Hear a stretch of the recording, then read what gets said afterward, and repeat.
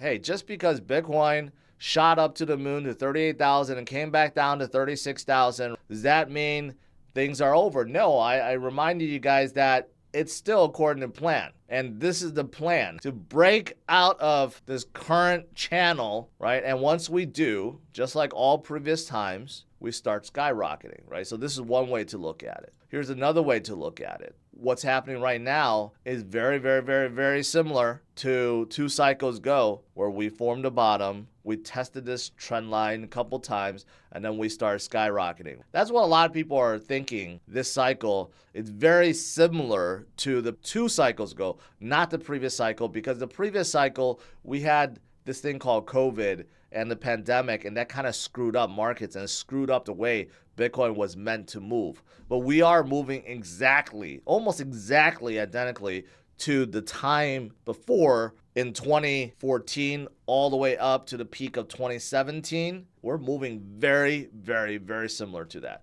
And if we are following and we're mimicking that same period, that means Bitcoin should be hitting $50,000 by the end of this year, in the 50s, high 40s, 50s. Is that unreasonable? No, that's actually very reasonable. The way we're moving right now, we're already at 37,000, right? And that's without a spot Bitcoin ETF approval. Just wait until we get one. That's going to drive us to probably 45 to 47,000 already. And then we still have a whole month of Santa rallying to look forward to. So we're about halfway through November, not really. We got plenty of time to get there. And then once we do get 50,000, well, then we look forward to 70,000. And then we look forward to a new high.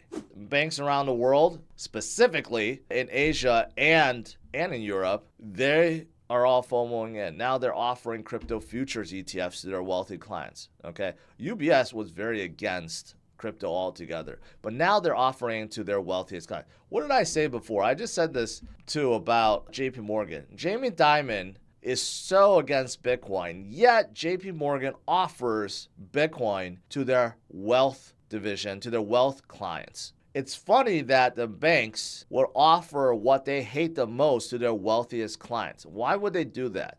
It's because those wealthy clients are looking for it. They're asking for it. They're asking for this new asset class that is outperforming everything, right? And the banks have no choice but to offer it. Otherwise, they're going to lose their business. These guys have tens to hundreds of millions, maybe even billions, and they want exposure to Bitcoin and crypto. So these banks, even though their CEOs are still kind of like downplaying the revolution or just totally shitting on Bitcoin altogether, they're doing the opposite to their wealthiest clients. That's exactly what's happening to all major banks around the world.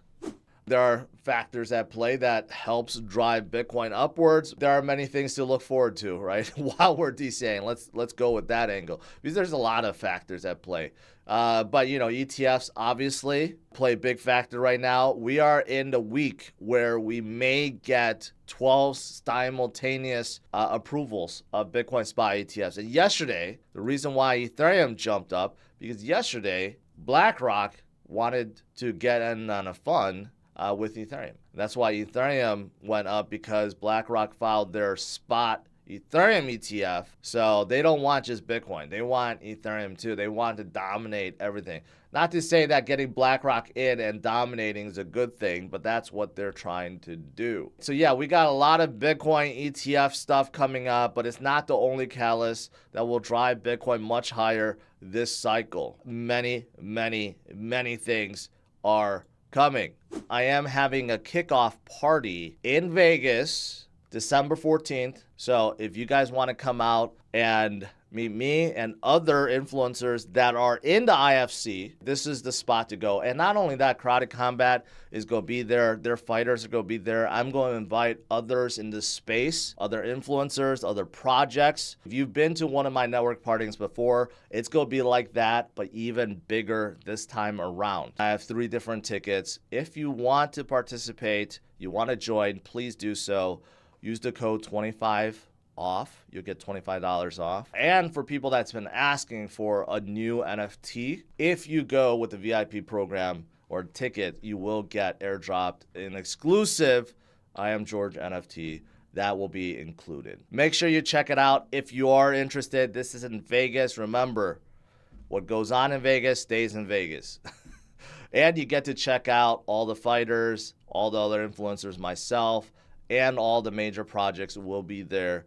It's going to be a good party, a good time. So check it out. China's largest bank, ICBC, was just hit by a cyber attack. So that's no good. But that's why decentralized setups or networks like Bitcoin's is the best. Bitcoin is now processing, since the beginning, like no volume, no US dollar settled, but now it's processing over $1 billion worth of settlements every single day. And there's no outages for Bitcoin. Bitcoin continues to just process transactions. That's basically it, because we have a decentralized setup and it's powered by thousands upon thousands upon thousands of miners worldwide. There's no centralized entity. That's one of the amazing things about Bitcoin.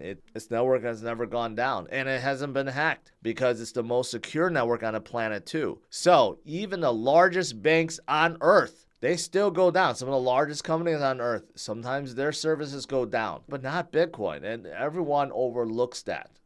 Moving forward, what else is going on with Bitcoin? Well, just take a look at this. 1 year ago, Bitcoin fell down to its low about $15,000. I would say it's not even 1 year ago. Earlier this year, in January of this year, right? We were about there too. I think we were a little bit higher at 16,000, 17,000, but still. We fell to a low of 15,000 1 year ago. And had you been DCAing since then, you would be very, very, very in the green. Now, every single cycle, it's really hard to call bottom. Some people guess it and they are accurate, right? But some people, they make wild guesses and it ends up really hurting themselves and others, right? I know every single cycle, when Bitcoin was at 15,000, guess who was calling for a new low? Actually, it wasn't one person, many people. Many people called 12,000. And 10,000 and 8,000. And they said it had to go down before it goes up, right? Well, we haven't stopped going up since then.